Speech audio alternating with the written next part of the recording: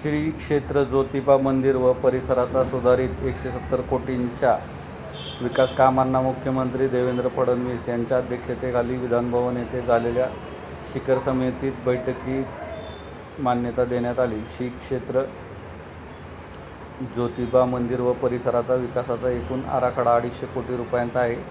त्यापैकी 80 कोटी रुपयांची कामे सुरू झालेली आहेत. कोल्हापूर जिल्ह्यातील श्री क्षेत्र ज्योतिबा मंदिर येथे राज्यातूनच नव्हे तर देशातून मोठ्या संख्येने भाविक येत असतात. या परिसराचे पर्यावरणीय दृष्टिकोनातून अत्यंत महत्त्व आहे. या मंदिर परिसराचा विकास हा पर्यावरणीय दृष्टिकोनातून करण्यात यावा असे निर्देश मुख्यमंत्री देवेंद्र फडणवीस यांनी दिले. ज्योतिबा मंदिर डोंगर परिसराचा विकास करताना मोठ्या प्रमाणावर वृक्ष लागवड करण्यात यावी. आधी लागवड केलेल्या वृक्षांचे जिवंत राहण्याचे प्रमाण वाढविण्यात यावे. डोंगर परिसरावर घनकचरा व्यवस्थापन प्रभावीपणे करण्यात यावे. मंदिर परिसरात अनेक भाविक अन्नदान करीत असतात.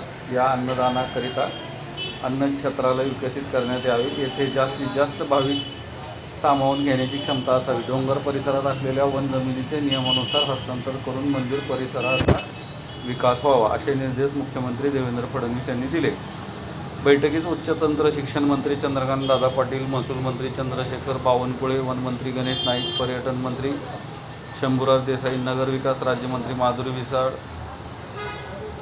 आमदार विनय कोरे, आमदार राहुल आवाडे, मुख्य सचिव राजेश अग्रवाल, अप्पर मुख्य सचिव वित्त OP गुप्ता, अप्पर मुख्य सचिव महसूल विभाग खारगे, प्रधान सचिव ग्रामविकास एकनाथ डबले आदी उपस्थित होते.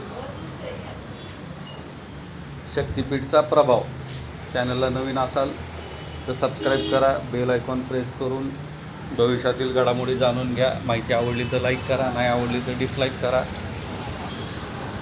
सगळ्यात महत्त्वाचं कोल्हापूर परिसरात सदरील माहिती शेअर करा. आणि सगळ्यात महत्त्वाचं म्हणजे YouTube हे पाश्चिमात्य माध्यम समूह आहे, तर याला जॉईन करून उचित पर्याय निवडून सहकार्य करा. सहयोग राशी निवडा जी आपल्याला उपयुक्त असेल अशी. अत्यंत महत्त्वाची अशी बातमी आहे.